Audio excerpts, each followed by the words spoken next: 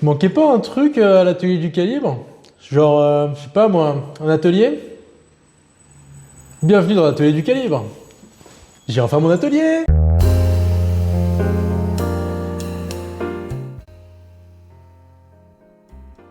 Bienvenue dans l'atelier du calibre. Ça fait plaisir. Ouais, vraiment, là, je suis content. Je sais pas si vous avez suivi sur Instagram, mais ça y est, on a enfin notre atelier. C'est super. Vraiment, je suis content. Je le partage avec une vannière. Écoutez, bah, il manque plus que vous. Venez, passez. On est à Pont-Scorff, au fin fond de la Bretagne, dans le Morbihan. Ça fait un peu horloger reclus au fin fond d'un village, mais en vrai, c'est super. Et voilà, donc on a une boutique de 97 mètres carrés. Ça me permet vraiment d'être plus à l'aise, de mieux travailler, de réceptionner les clients et vos montres évidemment à réviser parce qu'on prend toujours des révisions ou des restaurations carrément de vous, nos abonnés. Donc n'hésitez pas à nous envoyer un mail, les devis sont gratuits. Voilà, petite auto-promo évidemment pour fêter l'arrivée de l'atelier, ça fait toujours plaisir. Sinon, si vous avez cliqué ici, c'est pas pour entendre de l'auto-promo, hein, c'est pour parler de Rolex. Et on va parler de Rolex, on va en parler parce que j'ai reçu justement une fausse Rolex. Alors, elle a une petite histoire cette Rolex, mais on va la faire courte. Alors, il y aura la première partie de cette histoire maintenant, la deuxième partie en conclusion. Comme ça vous fait un peu rester jusqu'à la fin de la vidéo. Surtout qu'en conclusion, on va voir aussi comment ne pas se faire avoir en achetant justement des vintage. Parce que donc nous, on est là pour ça aussi, on est là pour vous conseiller et pas que vous fassiez de bêtises à acheter des montres vintage, surtout qu'il y a de plus en plus d'arnaques. Donc faire très attention et on est là, on a fait cette vidéo justement pour faire de la prévention et vous dire attention et quels sont les moyens pour éviter les erreurs. Bref, donc pourquoi on a cette fausse Rolex? Je sais pas si, enfin, vous verrez des plans plus détaillés après de toute façon. On va pas s'attarder dessus. C'est très simple. J'ai un client qui voulait acheter une Rolex, enfin une deuxième Rolex, il en avait déjà une. Et on avait une sur le Bon Coin. Donc le vendeur du Bon Coin est venu chez mon client avec la montre, la boîte, la facture et les papiers d'authenticité. On ne peut pas se méfier là vraiment de que ce soit une fausse. Hein. Mon client a comparé la fausse Rolex avec sa vraie Rolex, il a vu aucune différence. Vous allez voir que c'est assez fou. Donc il a acheté la montre et ce qu'il y a, c'est que peu de temps après, elle s'est arrêtée. Elle s'est arrêtée parce que donc il y a eu une panne. Donc il est allé, premier réflexe, hein, aller chez le magasin Rolex le plus proche. C'est ce qu'il a fait. Et le vendeur Rolex, il a pris la montre, il a fait très bien, nous allons voir ce qu'on peut faire. Rien, il n'a rien vu. Par contre, après, il a démonté la montre, il a ouverte et il a dit « Désolé monsieur, mais vous allez devoir nous laisser la montre, vous ne pouvez pas repartir avec. Vous n'avez pas le droit d'être avec ça, en fait. » Et donc mon client a dit « Non, mais c'est pas possible, rendez-la moi, je vais porter plainte. » C'est ce qu'il a fait, mais on va voir que on ne peut pas faire grand-chose, en fait, quand on s'est fait avoir. C'est malheureusement trop tard. Et on ne peut rien faire de plus que pleurer. Voilà. Mais c'est pas la fin de l'histoire. Sinon nous, de notre côté, c'est parti. Comparer Rolex fake avec une vraie Rolex que j'ai là démontée. Alors vous allez voir, c'est pas exactement la même. Parce que donc ici, il s'agit d'un 31-35 qui a pris l'eau. Donc il y a des pièces, voilà quoi. Vous verrez l'état, c'est pas magique. Et ici, c'est une GMT, donc 3186, mais c'est sur la même base. Donc on va pouvoir faire un comparatif tout de même intéressant, malgré certaines différences entre différence de calibre et différence d'âge, parce que celle-ci date de 2010 et quelques, je crois, 2019, il me semble, c'est 2019. Et celle-ci, beaucoup plus ancienne, hein, la vraie. Mais c'est toujours la même base. Vous allez voir, c'est très très fort. J'espère que cette vidéo va vous intéresser et n'hésitez pas à prendre votre Rolex si vous en avez une, si vous êtes l'heureux possesseur d'une Rolex. Comme ça fera 3 Rolex en une vidéo, plein de Rolex dans cette vidéo de partout. C'est génial. Bonne vidéo, j'espère que ça va vous plaire et en tout cas que ça va vous apprendre des choses aussi parce que c'est important. Et rendez-vous en fin de vidéo pour des conseils et d'autres surprises, vous allez voir. On a des choses un peu à dire. C'est parti! Donc voici enfin la bête. La bête, c'est le cas de le dire, hein. Voilà. Et comme je vous en avais parlé, on voit très bien la couronne sur le verre. Voilà, ils ont vraiment refait avec derrière Swiss Made. Donc voilà le Dato aussi. Dato qui a été très bien refait, même s'il y a quelques différences. Voilà, c'est même le client, il me l'a dit, il a bien regardé, il m'a dit aussi. C'est vrai que le Dato, quand on regarde vraiment très bien entre les deux, on voit que c'est pas vraiment pareil, mais enfin, faut vraiment passer du temps dessus. Après là, j'ai un autre Dato, on comparera aussi. Voilà. Bon, il sera un peu plus vieux, donc c'est un peu changé, mais c'est toujours bien de comparer. Et là, sur la lunette, on peut voir vraiment Rolex Explorer et même les numéros. Voilà. Donc vraiment, vraiment bien fait, quoi. Ça ils ont respecté, hein. Voilà le numéro de la montre et tout. On voit aussi le détail sur le cadran, les index, tout ça. Là, voilà, marqué Rolex original, design. C'est vraiment de l'origine. Alors, je me suis renseigné et une réplique comme celle-ci, ça coûte quand même dans les 900 000 euros à peu près. Voilà, donc c'est pas une réplique donnée non plus. Et non, pour ce tarif-là, enfin, acheter, acheter des vraies montres, quoi. Acheter des vraies montres. Mais voilà, c'est des modèles qui sont tellement bien faits qu'on peut, euh, qu'on peut se faire avoir facilement. Donc là, c'est une carrure que j'ai donc de la Rolex avec laquelle je compare. Celle-ci, c'était une vraie, mais qui date et qui a eu pas mal donc, de dégâts dessus. Donc c'est pas le mieux, mais ça sert quand même des talons.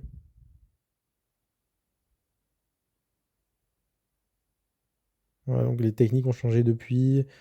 Sur la nouvelle, c'est plus du laser. Là, on dirait que c'est plus estampillé sur le boîtier. Donc c'est un peu différent. Voilà, donc comme je vous avais dit, là, la lunette, vraiment clean, elle bouge pas. Elle est vraiment qualitative. Elle est vraiment pas bancale, quoi. Vraiment des deux coups, que ce soit des deux côtés, vraiment pas bancale. Avec évidemment le système de GMT. Ouais, on va voir, peut-être que ça vaut le coup hein, d'acheter d'acheter ça pour 1000 euros. Parce que c'est vrai qu'avoir un système GMT et tout sur une mécanique automatique même, pour 1000 euros, c'est pas dégueu, hein. Non, faut pas. Donc voilà, vraiment, tout fonctionne. Tout fonctionne enfin, en tout cas au niveau de la mise à l'heure, de la date, tout ça. Y a rien y a rien à dire de ce côté. On va voir comment c'est foutu à l'intérieur. Voilà, la couronne se vise très bien. Et ils ont même respecté donc dans le fond le brossage, enfin toutes les finitions. Le fond est vraiment bien fait. Je me demande vraiment si c'est pas un vrai.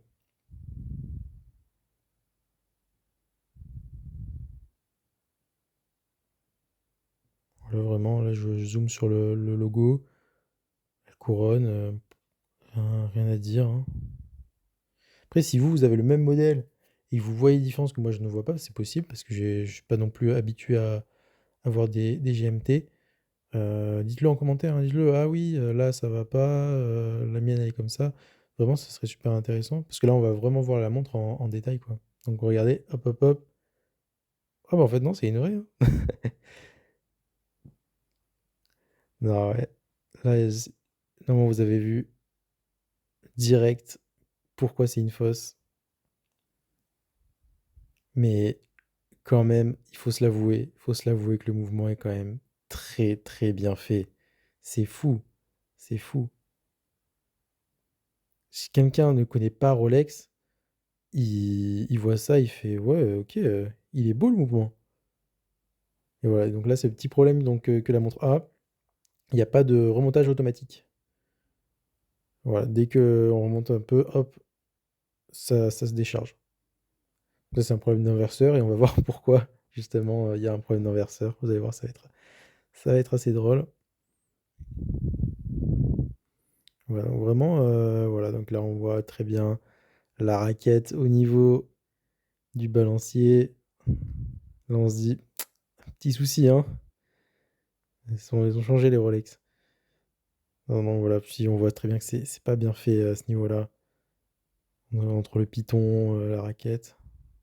Là, on se dit, on voit qu'il y a un souci, mais on y reviendra, on y reviendra. On va déjà démonter, voilà, comme là je montre. On va déjà démonter la masse oscillante.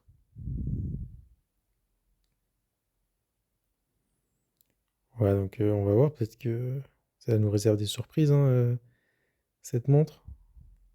On va tous se mettre à acheter des fausses Rolex. Voilà, non, ils ont vraiment fait le même système, donc. Le même système de loquet pour la masse auto. Voilà, la masse.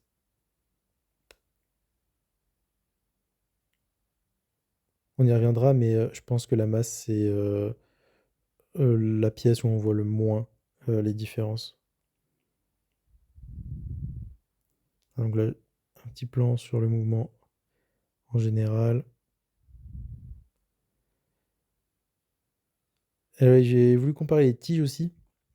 Après, c'est pas le même mouvement. Donc, le vrai, c'est un 31-35 et le faux, un 31-36. Donc, je pense qu'il y a déjà une différence à ce niveau-là pour le GMT, tout ça.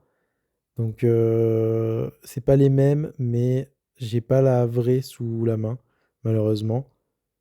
Donc, de 31-36. Mais on voit que c'est quand même ressemblant. Donc, l'intérieur de la carrure, vraiment, vraiment bien fini. Avec le système pour enlever le mouvement pareil que dans les vrais, avec les deux petites encoches. Ça, c'est assez étonnant.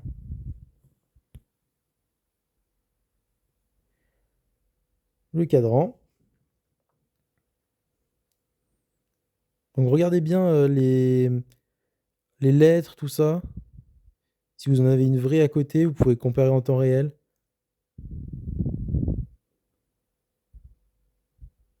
Avec la vôtre, évidemment, parce qu'on va comparer. Parce que le cadran, j'ai pas, malheureusement.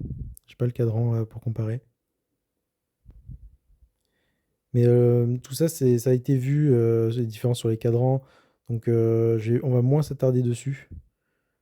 Parce qu'il doit y avoir plein de vidéos où ils disent, voilà, sur les vrais cadrans, il y a ça, sur les faux cadrans, il y a ça. Nous, c'est pas ce qui nous intéresse. Ce qui nous intéresse, c'est vraiment l'intérieur de la montre, les différences entre les pièces de mouvement. Surtout ça qui nous intéresse. Voilà, donc j'enlève les aiguilles. Et je me suis quand même amusé à faire un petit test avec les aiguilles et le cadran aussi, vous allez voir. Pour voir si c'est pareil que sur l'original.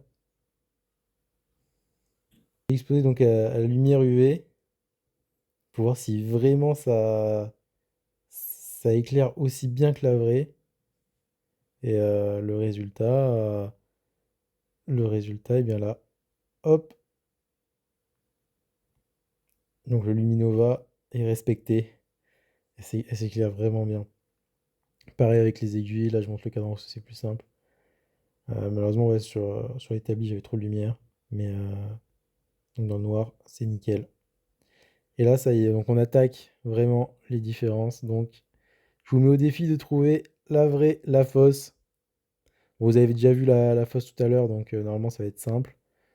La vraie, celle qui est le plus abîmée. Donc celle de droite. Et la fausse, celle de gauche. Mais honnêtement, euh, c'est extrêmement bien fait. À la limite, sur le rivet du pignon, de la masse, on voit que c'est un peu grossier, on va dire. Mais sinon, sur les encoches, tout, c'est. On voit que c'est pas les mêmes, hein. On voit que c'est pas les mêmes quand on est très très près, même niveau finition, et encore même niveau de finition sur la masse. Voilà, donc là je mesure. Je suis amusé aussi à prendre des mesures un peu aléatoires. Et c'est respecté, quoi. Vraiment, ils ont dû prendre, voilà, ouais, c'est ça, ils ont pris le mouvement Rolex et ils ont dû prendre ouais, toutes les cotes et refaire des pièces, mais ça, ça- c'est un budget monstre en fait. Voilà, donc là vous pouvez voir un peu les différentes cotes.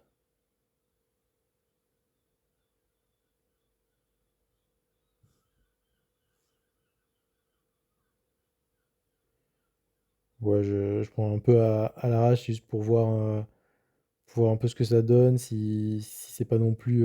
Voilà. Mais en soi, on peut interchanger ces pièces-là. Je peux mettre une vraie dans la fosse et une fausse dans la vraie. C'est ça qui est fou en fait. Parce que, admettons, s'il y a un horloger qui est un peu, voilà, un peu douteux et qui a une Rolex à réparer, il peut très bien dire, ouais, voilà, je vais prendre un mouvement de fausse Rolex, parce que ça doit se trouver, je pense, et dire, ouais, bah, je vais lui remplacer sa masse Rolex qui coûte normalement 300 euros, je vais remplacer par une masse, voilà, qui m'a coûté rien parce que j'ai acheté le faux mouvement, voilà. C'est, j'imagine que ça va être possible. Là, partie quadrature. Voilà, avec surtout le ressort. Je me suis amusé à comparer les ressorts ça, je trouve ça fou qu'ils ont même refait le système donc, qui est propre à Rolex, hein, ce système. Hein. On voit pas ça sur des états et trucs comme ça. Non, ça c'est vraiment propre à Rolex. Mais ça, on voit que ils l'ont fait, mais voilà quoi, c'est pas, c'est pas ouf. Entre les finitions, etc. Là, on voit que c'est poli. Bon, il est abîmé, mais le truc, il est poli, quoi. La pièce est polie. On voit, même, c'est en brut, quoi. On dirait ils ont pris une pièce et ils l'ont foutu là, sans rien faire dessus.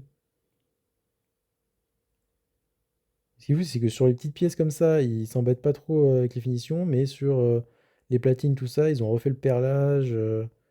Donc c'est quand même étrange, hein. Donc là, on va comparer les datos. Il y en a un qui est vieux, hein. Donc c'est pas la même génération. Il a dû avoir des changements. Mais, euh, mais en soi, c'est respecté.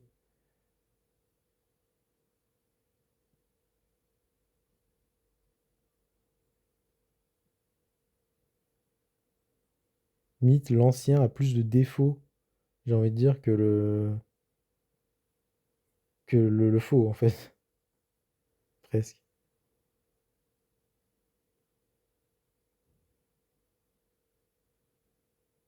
Mais non, c'est la même.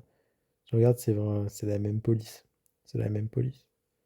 Des fois, il y a quand même des gros changements, tout ça, mais là, même sur le 4 on voit très bien enfin, les ressemblances. C'est la même police.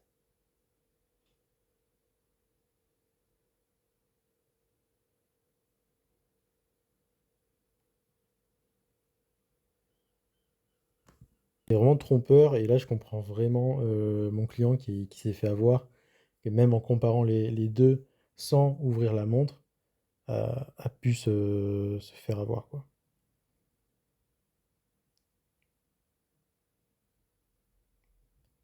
Donc là, enfin, les deux mouvements côte à côte.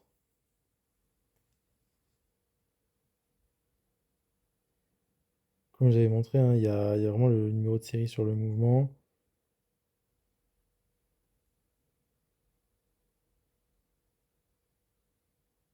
Je dézoome un peu pour mieux voir. On va pas voir les détails là, mais on verra plus tard. Là, on voit une vue d'ensemble un peu. Et de loin comme ça, on dirait deux mouvements Rolex. De loin, c'est deux mouvements Rolex. Là, ce qui me choque le plus, c'est les barillet. Enfin, le rocher, en tout cas, c'est le rocher de barillet. Mais donc, on verra ça après. Et sinon, voilà, il y a le numéro de série qui est inscrit sur le mouvement. C'est c'est fou. Mais on peut voir que sur la fosse, il est mal fait. Ça c'est mal fait. On le voit pas bien. C'est gras, c'est pas bien. Alors que sur le vrai, voilà, on le voit direct beaucoup mieux.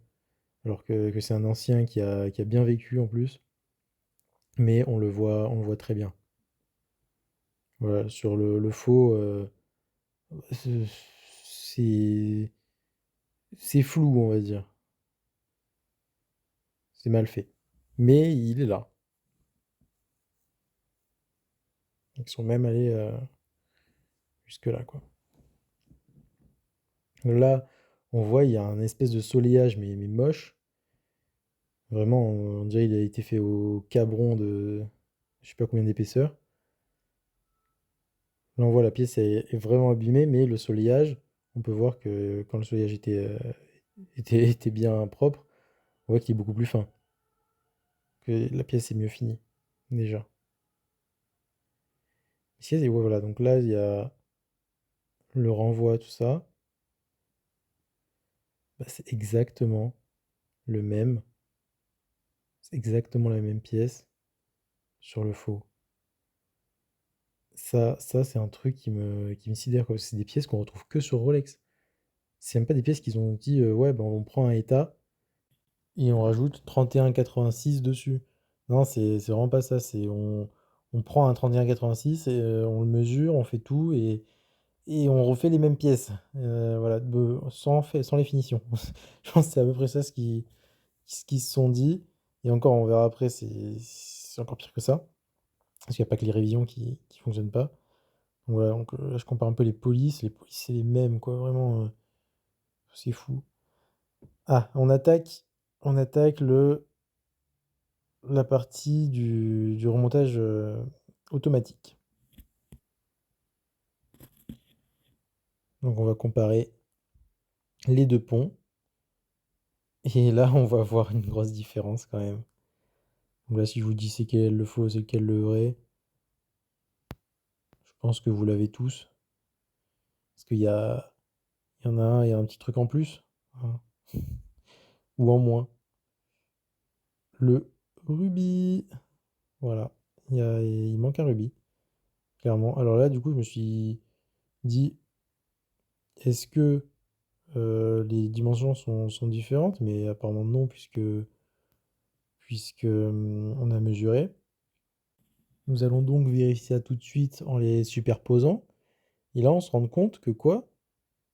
Que ben, le rubis a la place, enfin, on a la place de passer un rubis. Donc, ils ont modifié le diamètre des pièces pour faire en sorte de ne pas mettre de rubis à cet endroit-là. Donc, ils sont même pas embêtés à non, enfin, refaire une pièce avec le bon diamètre. Non, non, enfin, c'est vraiment bizarre comment ils ont fait là, j'avoue, j'ai pas trop compris. Parce qu'en fait, on peut très bien prendre le rubis du vrai et le mettre sur le faux, quoi.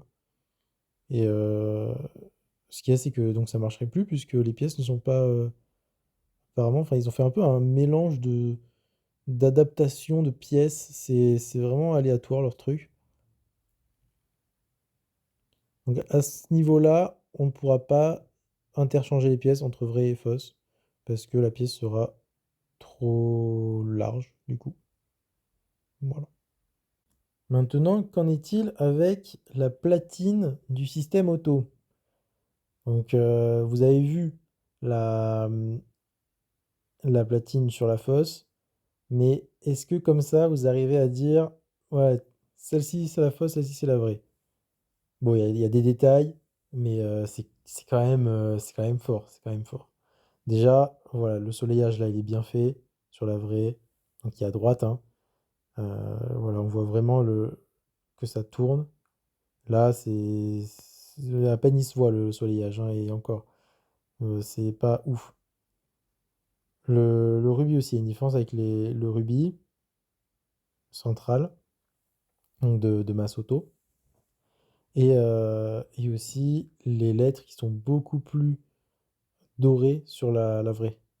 Les vraies, les lettres sont beaucoup plus marquées, beaucoup plus dorées, beaucoup plus grasses aussi.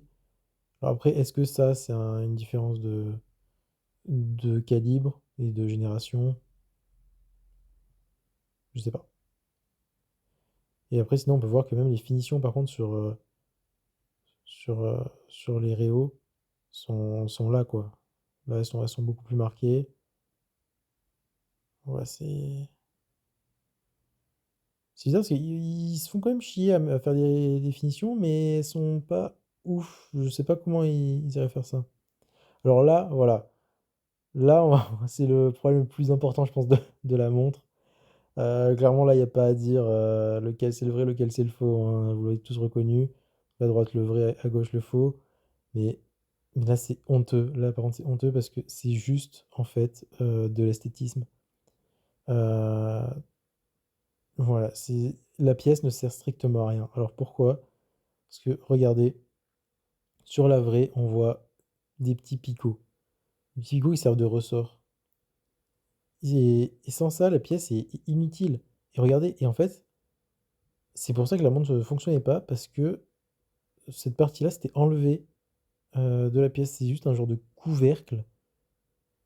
Et voilà, c'est tout. Et il n'y a aucune utilité. Alors que sur la vraie, hop là, j'essaye de l'enlever. Ça veut pas. Ça reste enclenché.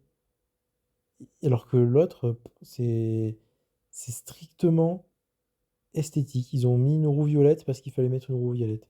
Mais il y a, enfin, la pièce ne fonctionne pas en fait. Elle ne pourra jamais fonctionner. Ouais, c'est ça par contre, c'est le truc le plus honteux du mécanisme. Voilà. Rien que pour ça, faut pas acheter.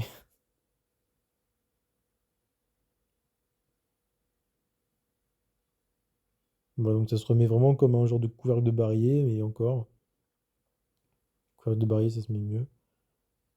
Et alors maintenant, qu'en est-il avec donc la roue, c'est pas la roue d'inversion, celle qui fait lien entre les deux. Là,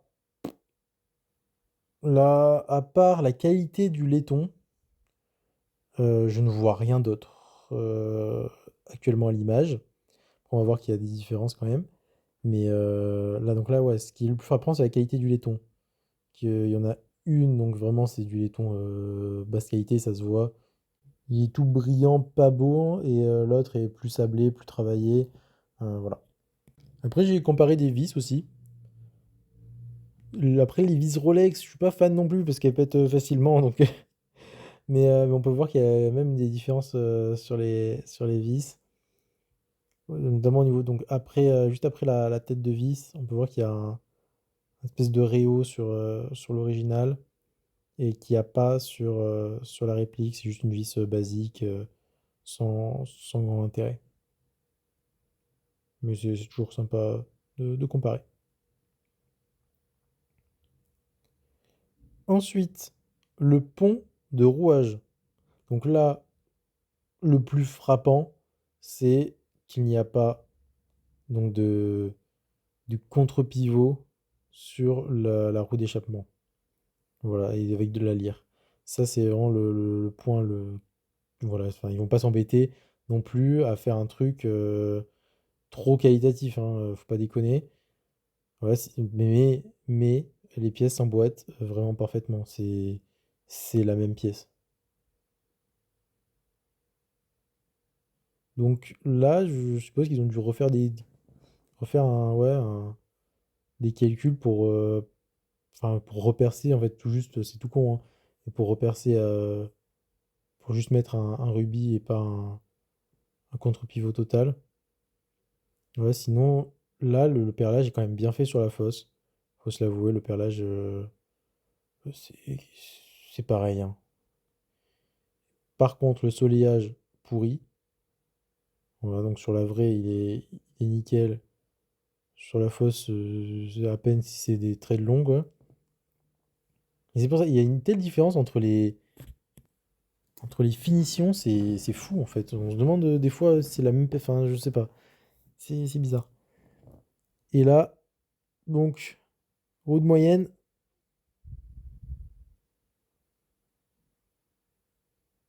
On voit même pas le laiton s'il est un peu plus qualitatif. Là, c'est vraiment pareil. Par contre, au niveau des pivots, quand on le prend comme ça, on voit la différence. Donc, la roue tordue, c'est la vraie. La roue droite, c'est la fausse. Mais donc, il y a une belle différence au niveau des pivots quand même, hein.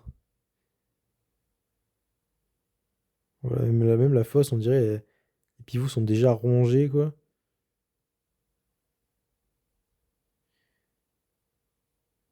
Et ça, je crois pas que ce soit interchangeable par contre. Voilà, donc, on voit bien vraiment la différence de diamètre. Puis c'est vrai, on dirait vraiment les pivots, ils sont rongés, quoi. Alors sur la vraie qui a pris un coup, les pivots sont toujours aussi bien. Ouais, elle a pris un sacré coup.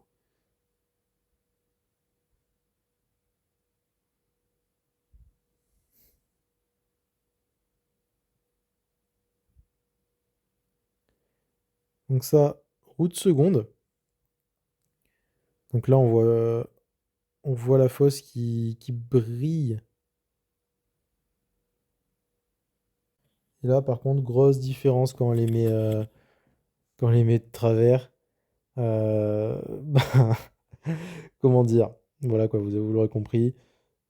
La fosse, c'est juste une espèce de bâton, en fait. Et même au niveau de là où on met l'aiguille, c'est tout droit, alors que normalement, c'est en cône, comme on peut voir un peu sur la vraie, pour que l'aiguille soit bien maintenue. Voilà. Et là, même, enfin, du coup, il n'y a rien qui est fait pour gagner en amplitude, pour limiter le frottement. Vraiment, c'est juste une espèce de pieu qu'on rentre dans la montre, quoi. Voilà. Allez, c'est parti, on change de roue, enfin de mobile. Il n'y a pas trop de différence sur ça. Là, la seule différence, c'est ouais, au niveau du pivot, j'ai envie de dire. Et aussi de la taille, peut-être. Mais j'ai pas mesuré. Parce que voilà, c'est des roues qui. Celles-ci, par contre, elles peuvent être interchangées sans, sans réel problème, hein. Après, on peut voir qu'il y a quelques différences, notamment sur l'épaisseur. Sur l'épaisseur de la roue et du pignon. Mais ça n'influe pas sur la fonction de la roue, là. Donc voilà, on peut voir que vraiment les dents, c'est les mêmes. C'est. Non, mais en fait, c'est fou de se rendre compte, ça, quoi. Et sur la roue d'échappement, par contre, donc là, vraiment, la roue d'échappement, elle est brute, brute. Euh, ils l'ont ils l'ont usiné et ils l'ont mis dedans, quoi. Là, donc la vraie, elle est polie. Bon, elle est sale, hein, parce que. Voilà, donc la révision n'a pas été faite, ni rien. Mais on peut voir que, même donc, au niveau du pivot, enfin du pignon, le pignon de la vraie est plus gros.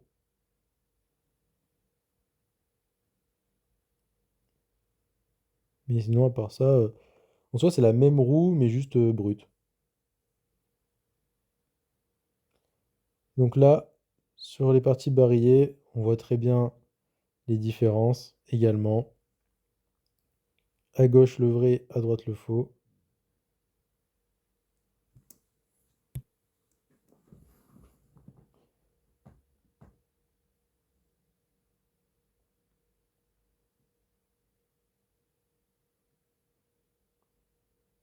Voilà, donc j'ai dévissé le pont. J'ai quand même après l'ouvrir pour voir le ressort. Des fois, peut-être qu'ils ont mis un micro-ressort tout pourri. Mais en vrai, ça m'étonnerait vu comment ils sont fait chier sur la reproduction de pièces.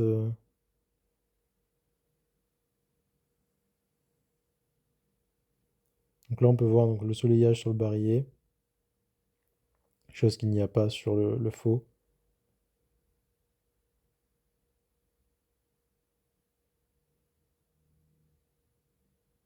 Mais sinon, les pièces, voilà, même niveau denture, c'est c'est pareil.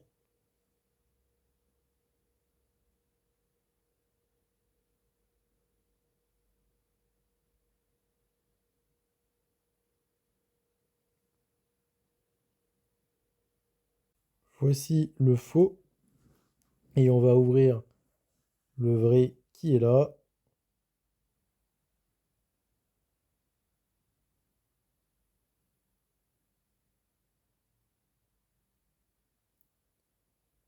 Paf, on ouvre. Les ressorts sont sensiblement pareils.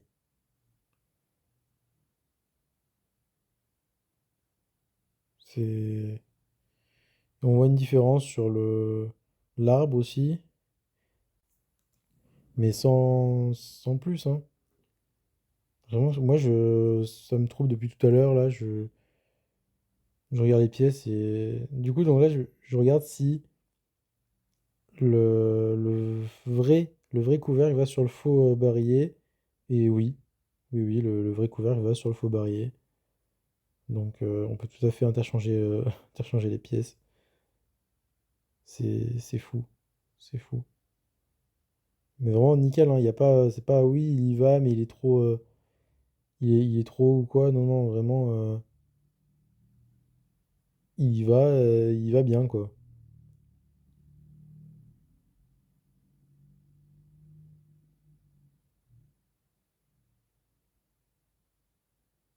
Surtout que en tant que consommateur, donc la fausse Rolex coûte dans les 900 ou 1000. Et ça veut dire qu'ils revendent ça à des grossistes de faussaires encore moins cher, en fait. C'est ça le truc. C'est qu'ils arrivent à faire ça pour, euh, pour vraiment pas cher, quoi. Non, mais c'est fou de te dire ça. Donc là, voilà. La partie qui vous intéresse sûrement le plus, enfin qui intrigue en tout cas le plus, c'est le balancier. Vous allez voir, après, il y a encore des surprises, hein. C'est vraiment pas la fin, hein, jusqu'au bout. Voilà, donc le balancier est vraiment, vraiment laid. Par contre, il est moche, hein. La serge est dégueulasse. Et bizarrement, j'ai regardé donc la serge du vrai, et, et c'est la même forme en fait. Juste, voilà, il y a le matslot, ça, jamais ils arriveront à faire les matslots, enfin jamais, on sait pas, vu que ce qu'ils arrivent à faire maintenant, c'est pas ce qu'ils arriveront à faire demain. Mais en fait, ouais, non, ils ont gardé la forme. En fait, les balanciers de Rolex sont pas si beaux que ça, je trouve, hein. Finalement, quand on voit le faux, on se dit ouais, il est pourri. Mais quand on regarde le vrai, on fait ouais, c'est sensiblement la même chose. Donc, par contre, les balanciers sont pas du tout interchangeables, hein. J'ai essayé. J'ai essayé pour le coup, je me suis dit ouais, c'est pas les mêmes, mais est-ce qu'on peut les. Non, parce que il est beaucoup plus haut, même l'axe de balancier est différent. Ah, il est plus haut le faux. Donc, on peut pas, on peut même pas le poser en fait. Voilà, mais sinon, il est brut quoi aussi, hein, comme un peu toutes les pièces. Ouais, elles sont là, mais sans plus. Par contre, à noter, le ressort est quand même qualitatif, le spiral. Donc l'encre qui nous réserve des petites surprises, par contre. Alors pourquoi? Parce que c'est n'importe quoi ce qu'ils ont fait, vous allez voir. Vous allez voir, ça par contre, c'est honteux aussi. C'est un peu pareil que les inverseurs, en fait. Donc là, je vous montre avant de l'encre les différences entre la fosse avec les rubis qui sont vraiment directement chassés dans la matière, là où sur la vraie, il y a chassé, il y a en fait un bouchon en laiton qui est chassé dans la matière, où ensuite on a chassé un rubis. Donc voilà. Et ensuite, le perlage au niveau du barillet qui est beaucoup plus grossier. Donc là. Et on voit sur la vraie, donc il est beaucoup plus épais, le perlage. Voilà. On peut maintenant revenir sur l'encre. Et vous allez voir, peut-être que là, vous avez déjà remarqué, c'est possible, si vous êtes un peu connaisseur Rolex. Sinon, dès que je vais mettre les pièces à côté, vous allez faire «Oh oui!»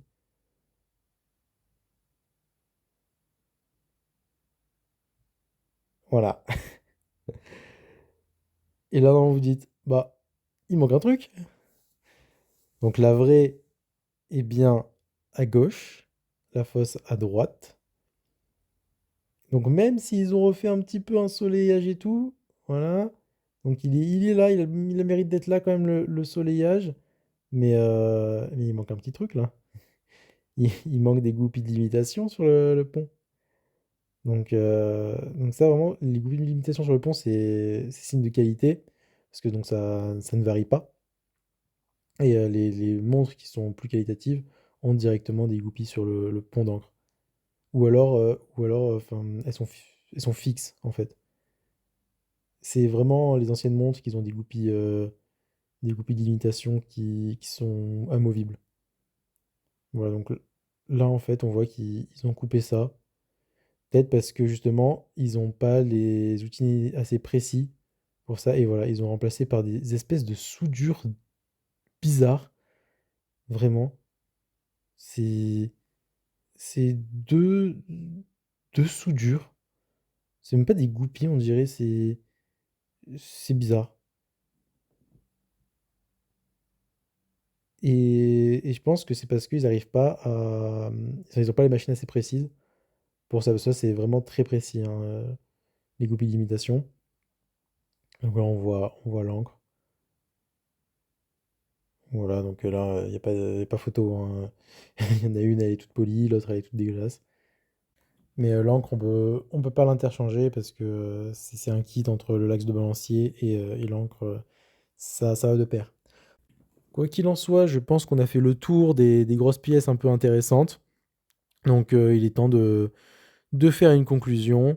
Et j'espère que cette petite vidéo vous aura plu.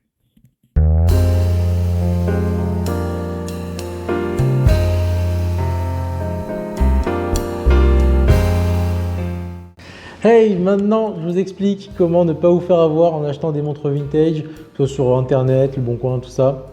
Alors justement, si comme mon client, vous avez trouvé la perle rare sur le bon coin, eh bien vous pouvez tout simplement demander à votre horloger si vous avez l'habitude d'aller chez un horloger.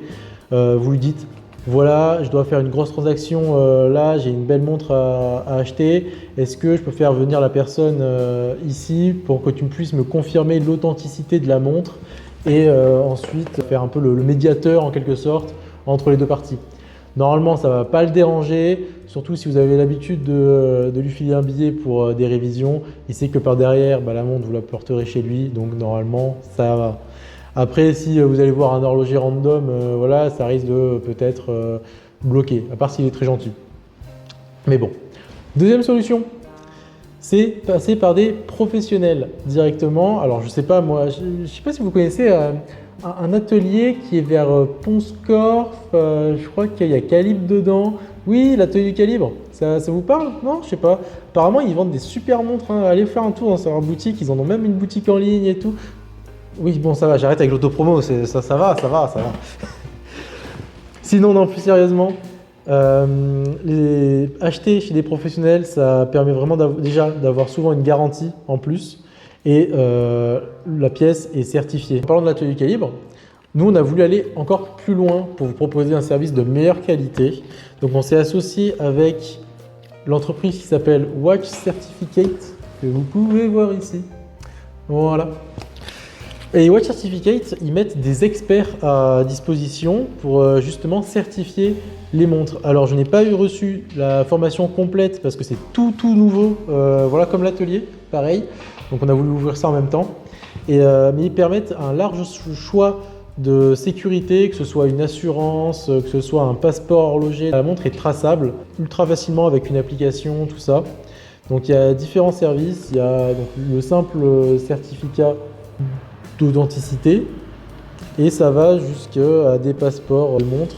Donc là, c'est des cartes un peu plus donc en acier. Voilà. Avec un QR code. Et ça, voilà. Donc je vous expliquerai sûrement par la suite quand j'aurai eu la formation complète. Mais déjà, ça, c'est vraiment pour rassurer encore plus les clients.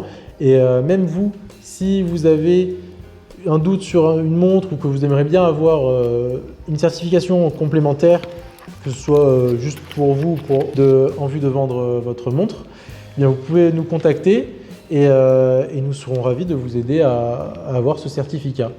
Voilà, voilà. Donc c'est encore vraiment un palier supplémentaire dans la vie d'une montre d'occasion. Ou enfin d'occasion, une montre de collection, quoi.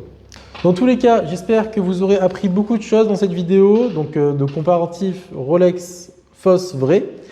Et à bientôt dedans l'atelier du calibre pour de nouvelles vidéos, des tutos, tout ça. Il y a plein de projets qui sont en cours, ça va être cool, donc restez connectés et voilà. Ciao!